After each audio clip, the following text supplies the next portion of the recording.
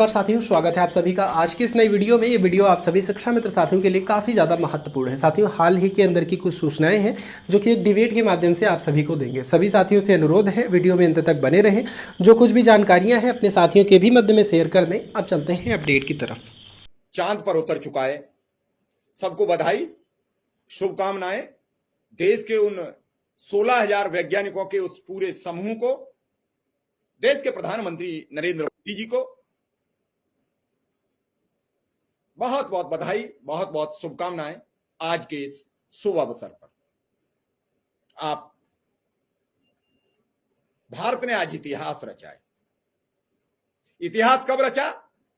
जब शिक्षक इस सामर्थ्य में था, शिक्षक इस दृष्टि में कामयाब था कि वो अपने जिस शिक्षक को शिक्षा देता है, वो अपने जिस छात्र को शिक्षा देता है, क्षमा चाहूंगा कुछ शब्द गलत हुए तो, वो उस छात्र को इतना शिक्षित करता है कि वो देश के लिए इतिहास और नए आयाम रचता है। आज उन्हीं शिक्षा मित्र, उन्हीं अनुदेशक, उन्हीं सब लोगों के पढ़ाए हुए छात्र अब वैज्ञानिक बन चुके हैं। आज उन्हीं वैज्ञानिकों ने इतिहास रचा है। लेकिन ये कब इतिहास रचेंगे अनुदेशक, शिक्षा मित्र? जब इनके खाते में वो वेतन जाएगा जो 40,000 रुपया, 30,000 रुपया होगा। या कब ये इतिहास रचेगा आत्मा ग्रुप, जिसके खाते में जाएगा वो 8 माह का वेतन? सवाल तो होंगे। आप, खुशी है, मन प्रफुल्लित है, लेकिन उस गरीब का मन कैसे प्रफुल्लित होगा जिसके सामने रक्षाबंधन का पर्व दिख रहा है और उसके खाते में पैसे नहीं? मैं लगातार ये बात उठा रहा था। आज उत्तर प्रदेश की सरकार ने शिक्षा महानिदेशक विजय किरण आनंद को एक लेटर जारी करना पड़ा और उन्हें कहना पड़ा कि जो जिले में एक धन पड़ा हुआ है सरकार के पास, उससे अनुदेशक और शिक्षा मित्र का फौरी तौर पर मानदेय वितरण किया जाए ताकि रक्षाबंधन का पर्व हो सके। इतने दिन बातचीत करने के बाद ये अगर मुद्दा आता है सामने तो ये बहुत सोचने की बात है। कल मेरे साथ आत्मा ग्रुप के कुछ लोग जुड़े, उनके प्रदेश अध्यक्ष अनूप सिंह जुड़े। उन्होंने बात रखी, उन्होंने कहा कि हम लखनऊ में धरना दे रहे थे, 8 माह से वेतन नहीं मिला है। 8 माह से वेतन नहीं मिला है, आखिर क्या करेंगे 8 माह के बिना वेतन के? सोचिए, समझिए। अब ये चांद पे जाके तो शिकायत कर नहीं सकते, ये तो यहीं शिकायत कर सकते, तो लखनऊ तक पहुंचे। बहुत चीजें हैं, बहुत बदलने की जरूरत है और बहुत समझने और सोचने की जरूरत है। वक्त आ चुका है, तय करना पड़ेगा आपको। किसी की भी सरकार हो, मनोबल अपना जागृत करना पड़ेगा। कहते नहीं है, कहावत है कि अपने मरने से स्वर्ग मिलता है, पड़ोसी मर जाए तो नहीं मिलता है। खुद को मरना पड़ेगा। मरने का मतलब यह नहीं है कि मर जाओ, मरने का मतलब है खुद सवाल करना शुरू करना पड़ेगा। पूछना पड़ेगा, कहां है हमारा मानदेय, कहां है हमारा नियमितीकरण? आइए, वोट लेने आए हो, हमारे बारे में क्या आपने कितनी बार विधानसभा लोकसभा में सवाल उठाए थे जब हमने आपको चुन के भेजा था सदन में? पूछना पड़ेगा। सुप्रीम कोर्ट को क्यों पूछना पड़ा कि जाइए 17,000 दे के आइए, तब आइए हमारे पास? यह सवाल तो आपको करना था सदन में कि 3 बार कोर्ट से जीत चुके हैं अनुदेशक, बार बार क्यों टाला जाता है? सवाल तो आपको सदन में पूछना था। पूछा जब समाजवादी पार्टी के एमएलसी ने, तो आपने गोलमाल जवाब दिया, सदन से निकल लिए। कब तक चलेगा ये खेल? शिक्षा मित्रों का आदेश आया था, आपने रात को आया था, रात ही को आपने सबको जारी कर दिया था कि सुबह निकाल दिए जाए, सुबह मूल पद पर वापस कर दिए जाए। बीएड वाला भी तो आया, इसे कब लागू करोगे? 2018 के बाद वाला। इसमें 2 करोड़ लोगों का मामला उलझा हुआ है और जिससे 2 करोड़ लोग नाराज हो गए वो कहां होगा ये मैं तय नहीं करूंगा।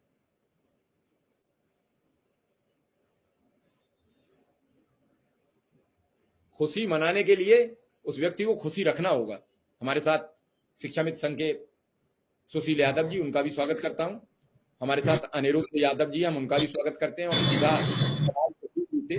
सुशील जी, आपकी मेहनत रंग लाई, लगातार मेहनत करने के बावजूद आज वेतन का भुगतान के आदेश हो गए, अभी भुगतान नहीं हुआ है।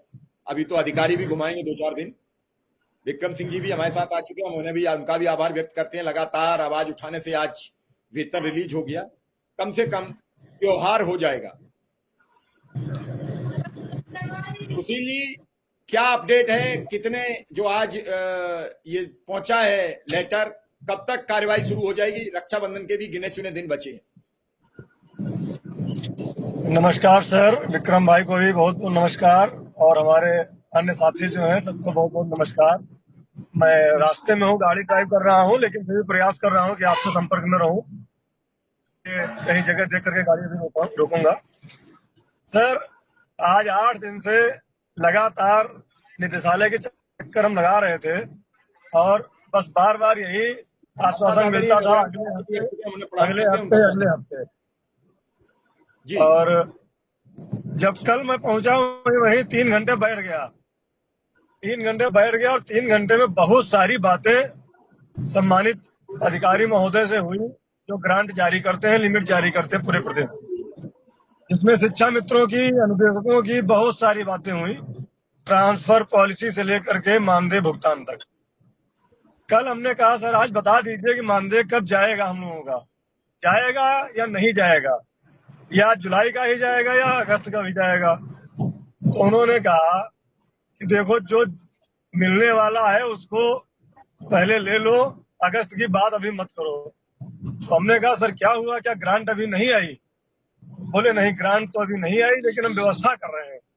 क्योंकि हम शिक्षा मित्रों से, अनुदेशकों से काम ले रहे हैं तो उनको मानदेय देना मेरी जिम्मेदारी है। और ये महानिदेशक महोदय भी कहते हैं कि यदि काम हम लेते हैं तो मानदेय भी हम देंगे। तो बताया कि ग्रांट इसलिए नहीं मिल रही है क्योंकि स्कूली शिक्षा अभियान में केंद्र से बहुत सारा बजट राज्यों को भेजा जाता है और वो अलग अलग मद में भेजा जाता है। तो मानदेय शिक्षा मित्रों का, अनुदेशकों का या बीआरसी पे जो कंप्यूटर वाले लोग हैं या अन्य लोग जो हैं, उनका सबका मानदेय तो महीने भर का राज्य सरकार जारी कर देती है। लेकिन अन्य मदों का जो खर्चा होता है वो पूरे साल में इन्होंने सैकड़ों करोड़ रुपए बचा रखा है जो अभी खर्च नहीं किया है। इसलिए केंद्र सरकार ने इनसे ये कहा है कि जब तक आप पिछले दिए गए पैसों का हिसाब नहीं दे देते, उपभोग नहीं दे देते या पिछला हिसाब खर्चा नहीं कर देते हैं, तब तक हम एक नई चवन्नी आपको नहीं देंगे। उसके लिए मानदेय के लिए इन्होंने जब कहा तो वहां से पत्र आया कि मानदेय तभी मिलेगा, अगली किस्त तभी जारी होगी जब पिछला उपभोग आप जमा कर दोगे और पैसा खर्च कर दोगे। फिर अब यहाँ आफत मचनी तय थी। एक एक शिक्षा मित्र अनुदेशक परेशान है। मई के बाद से मात्र 5,000 रुपए उनको मिला है। घर चलाना मुश्किल है, जीवन चलाना मुश्किल है। अब हर शिक्षा मित्र, आपको बता दें, कल हमने पोस्ट लिखी थी कि आज शाम तक शिक्षा मित्रों का मानदेय जारी हो जाएगा। शाम को जैसे ही 6 बजा शिक्षा मित्र साथियों का फोन आना शुरू हुआ, भैया शाम तो हो गई, क्या शाम सवेरे होगी? इस तरह के कमेंट, इस तरह से परेशान लोगों ने। फिर मुझे मजबूरी में लिखना पड़ा कि टेक्निकल समस्या के कारण बात की तो पता चला कि अब नहीं हो पाया, कल सुबह 11 से 12 बजे के बीच हो जाएगा। ये समस्याएं थी। और अब उन्होंने जो अन्य मदों का पैसा खर्च करने के लिए फिर केंद्र से उन्होंने अनुमति मांगी कि जो अन्य मदों का पैसा बचा है उसको हम अपने कर्मचारियों को मानदेय के रूप में खर्च कर सके, ऐसी हमें अनुमति दीजिए। जब वहां से अनुमति मिली तब जाकर के आज ये बहुत ही विडंबना हम कहेंगे कि इस तरह से मानदेय की किस्त जारी हुई और इसकी दिक्कतें आना आज से ही शुरू हो गई। मैंने आज लखनऊ में वित्त एवं लेखा विभाग के अधिकारी से बात किया। हमने कहा सर लिमिट तो